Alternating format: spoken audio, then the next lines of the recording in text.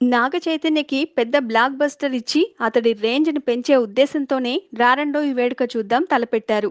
ఈ చిత్రానికి కర్త, కర్మ, క్రియ అన్నీ నాగార్జునే.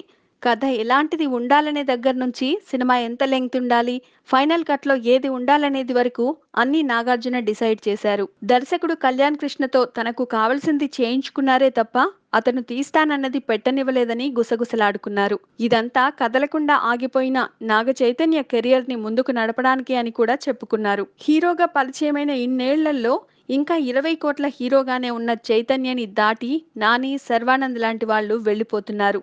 దీంతో అతడికి కనీసం 40 కోట్ల విజయాన్ని అందించే సినిమా కోసమని రారండోయ్ వేడుక చూద్దాం చేశారు. ఈ చిత్రానికి మొదటి రోజు వచ్చిన వసూళ్లను బట్టి ఇది కూడా చైతన్యకి 20 కోట్ల స్థాయిలోనే వసూళ్లు అందిస్తుందని ట్రేడ్ వర్గాల వారు అంటున్నారు.